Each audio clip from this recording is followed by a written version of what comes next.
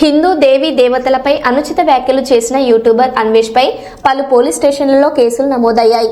ఈ నేపథ్యంలో ఆయనపై పోలీసులు లుక్అవుట్ నోటీసులు జారీ చేశారు. దీనిపై అన్వేష్ స్పందించారు. తాను భారత్ కు వస్తున్నానని ప్రకటించారు. ఎప్పుడు వచ్చేది త్వరలో చెబుతానంటూ వీడియో విడుదల చేశారు. తనపై 3 కేసులు పెట్టారని చెప్పారు. మన రేవంత్ రెడ్డి గారి మీద 89 కేసులు ఉన్నాయి. తర్వాత మన అదేటి కేసీఆర్ గారి మీద 9 కేసులు ఉన్నాయి. మన చంద్రబాబు నాయుడు గారి మీద 19 కేసులు, జగన్మోహన్ రెడ్డి గారి మీద 29 కేసులు. సో మీరు ఈ వెబ్సైట్ ఉంది కదా, ఈ వెబ్సైట్లోని మీరు ఏ రాజకీయ నాయకుల మీద ఎన్ని కేసులు ఉన్నాయో తెలుసుకోవచ్చు. కింద ఇస్తున్నాను కదా, టైప్ చేసి చూడండి, వస్తాయి. అంటే ఇది ఎక్కడిది అంటే, వీళ్ళు రాజకీయ ఎలక్షన్లో నిలబడేటప్పుడు ఎఫిడవిట్ ఉంటుంది కదా, ఆ ఎఫిడవిట్ మీద నా మీద ఎన్ని కేసులు ఉన్నాయని గవర్నమెంట్కి సబ్మిట్ చేయాలి. ఆ ఇన్ఫర్మేషన్ తీసుకొని ఈ వెబ్సైట్ వాళ్ళు పొందుపరిచారనమాట, ఎవరి మీదైనా ఉంటాయి. సో ఇక్కడ మనం భయపడాల్సింది ఏమీ లేదు. చట్టం, న్యాయం, ధర్మం అవి ఉన్నాయి. అవి ఉన్నంత నేను ఏం పాపం చేశానండి ఫస్ట్ ఆఫ్ ఆల్ చెప్పండి. నేను ఏమన్నా అన్యాయం చేశానా, ఎవరి దగ్గర నన్ను డబ్బులు దోచుకున్నానా చెప్పండి? ఏం లేదు కదా. ఇంకా రెడ్ కార్నర్ నోటీస్ అంటే అదేంటంటే తీవ్రవాదులకి, ఉగ్రవాదులకి వాళ్ళకి ఇస్తారు. సో వీళ్ళు ఇక్కడ ఈ భర్త ఏంటంటే పని పాట లేదు. దేశంలో ఎన్నో సమస్యలు ఉంటే అభివృద్ధి అవన్నీ పక్కన పెట్టి ఈయన టార్గెట్ చేయాలి. ఎందుకంటే ఈడు సత్యం మాట్లాడుతున్నాడు, కరెక్ట్ మాట్లాడుతున్నాడు. దేశంలో ప్రధాన సమస్య ఈ మతోన్మాదం.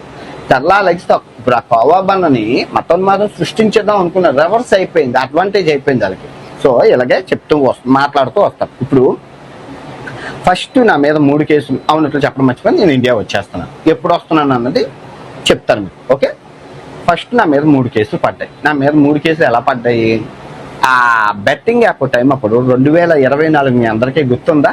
41 రోజులు ఫైట్ చేశాను బెట్టింగ్ యాప్ కూర్చొని బ్రెజిల్ దేశంలో.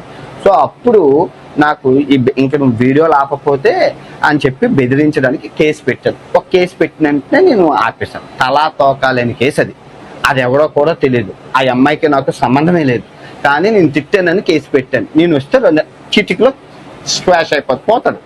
కానీ నేను రావాలి కదా. ఓకే, రెండో కేసు మెట్రో మీద బెట్టింగ్ ఎందుకు వేశారు, అది ఇల్లీగల్ బెట్టింగ్ అని అడిగినందుకు పడ్డది. సో అది కూడా న్యాయం, ధర్మం మన వైపు ఉంది. మెట్రో మీద బెట్టింగ్ ఉంది కదా, అది ఇల్లీగలే కదా. సో అయిపోయింది, కథం, అది కూడా పోతుంది. ఇంకా మూడో కేసు చూస్తే ఇది చాలా ఆశ్చర్యం. పూర్వకాలం కూడా అత్యాచారాలు జరిగాయి కదా. ద్రౌపదిని గురించి సైంధవుడు ప్రయత్నం చేశాడు, కీచకుడు నానాయాతన పెట్టాడు. సీతాదేవి ఏ టీ షర్ట్ వేసుకుందని రావణాసురుడు ఎత్తుకుపోయాడు. అదేంటండి మీరు కూడా ఇదే అన్నారు కదా అంటే, నేనన్నది ఆయన అన్నది సేమ్ టు సేమ్. కాకపోతే ఆయన్ని కేసు పెట్టలేదు, నా మీద కేసు పెట్టారు. ఇప్పుడు ఆయన అత్యాచారం అన్నారు. అత్యాచారాన్ని ఇంగ్లీష్లో ఏమంటారు? రేప్ అని అంటారు. కాకపోతే ఈ నాంబిషన్ నా కొడుకులకి, బత్తాయి నా కొడుకులకి అవేం కాదు. మత విద్వేషాలు రెచ్చగొట్టారు. ఛాన్స్ తీసుకొని మతాన్ని ప్రోత్సహించు అలా చేసి నన్ను టార్గెట్ చేశారు. సో ఏం పర్లేదు. 2025 మీ అందరికీ చెప్తున్నాను, వీళ్ళందరినీ పిసికేస్తాను. ఓకే, ఇంకో విషయం ఏంటంటే, మనం చట్టానికి, న్యాయానికి, ధర్మానికి, పోలీసు వారికి, గవర్నమెంట్ వారికి సహకరించాలి, వాళ్ళకి రెస్పెక్ట్ ఇవ్వాలి.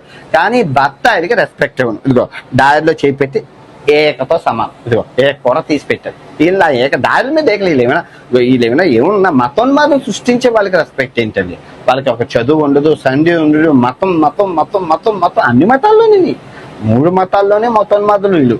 ఈ 3 మతాల్లో ఉన్న మతోన్మాదాలను తీసుకొచ్చి జ్యూస్ పెండడమే మన 2026 లక్షలు. ట్రావెలింగ్ పక్కన పెడతాం, ట్రావెలింగ్కి వచ్చే ఇబ్బందే లేదు. మనలాగా ట్రావెలింగ్ చేసేవాడు, మనలాగా డ్రోన్లు ఎగరేసేవాడు, మనలాగా చేసేవాడు ఇంకా పుట్టలేదు భూమండలంలో. తర్వాత చూసుకోవచ్చు. ఓకే, ఒంట్లో ఓపిక ఉండడం ఇంపార్టెంట్. ఆరోగ్యం అది మన దగ్గర ఉంది కదా, దాన్ని కాపాడుకుంటూ పొద్దున్న లెగిస్తే ఈ బత్తాయిల మీద దాడి చేయాలి. దేశం అభివృద్ధి అవ్వాలా లేదా?